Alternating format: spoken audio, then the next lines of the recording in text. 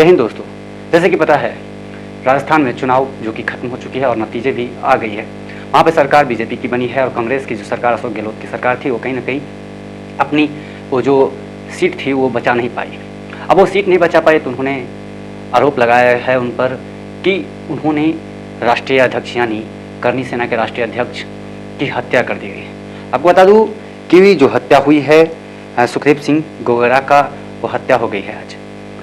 आज उनकी हत्या हुई है। ये दर्शाती है कि किस तरह की जो है सोच है।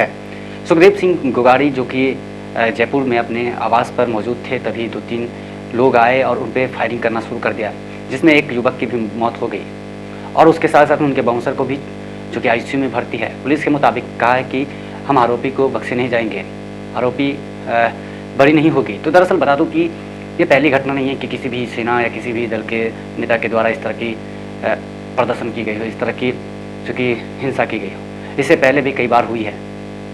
दरअसल मेरे कहने का मतलब है कि अशोक गहलोत की सरकार अपनी कुर्सी नहीं बचा पाई, क्या उसकी मंशा थी या फिर बीजेपी ने उस चाल को अपने नज़रअंदाज में बनाए रखा।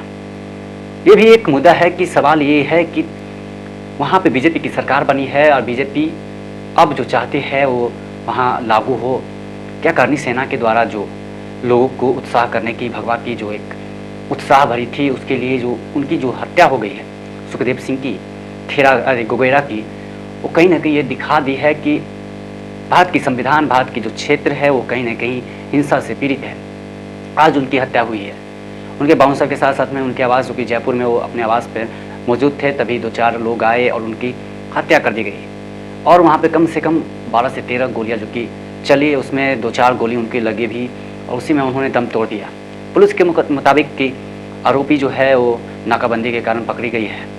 अब आरोपी को क्या बाइज्जत बरी होगी या फिर उनको भी वही सज़ा होनी चाहिए, क्योंकि सरकार आपकी है। अब क्योंकि अगर आप राष्ट्रीय अध्यक्षता की, जैसे यूपी में बाबा बुलडोजर चलती है बाबा की, क्या राजस्थान में भी बुलडोजर चलेगी?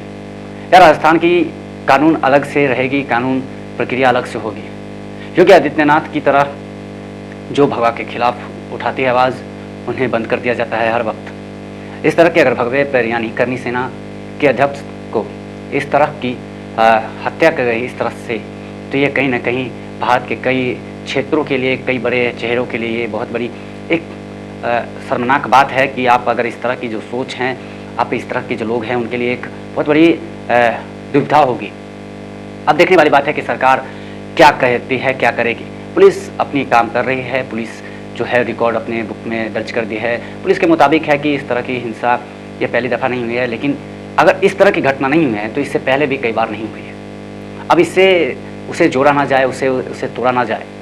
अब सरकार को इससे इंसाफ मिलती है, सरकार इससे इंसाफ दिलाने में सहयोग देती है, या फिर वो बात कोर्ट तक पहुँचती है, या फिर वो आरोपी को वही बाइज्जत बरी कर दिया जाएगी, या फिर क्या होती है, ये सारी रिएक्शन सरकार के ऊपर नज़र रहेगी और कोर्ट के आदेश के अनुसार होगी। क्योंकि फुटेज में साफ देखा गया है कि किस तरह की हत्या हुई है, किस तरह से लोग वहाँ पे आक्रोश में थे। लोग वहाँ पे जो है करनी सेना के जो लोग हैं वो कहीं ना कहीं अपनी प्रतिक्रिया, अपनी स्वरूप व्यतीत कर रहे हैं। ये कहीं ना कहीं दर्शाई है कि इस तरह की घटना कभी ना कभी कहीं ना कहीं ये अमर्यादित है। इस तरह की घटना क्षेत्र में हर पल के लिए एक बहुत बड़ी जो कि है घटना है।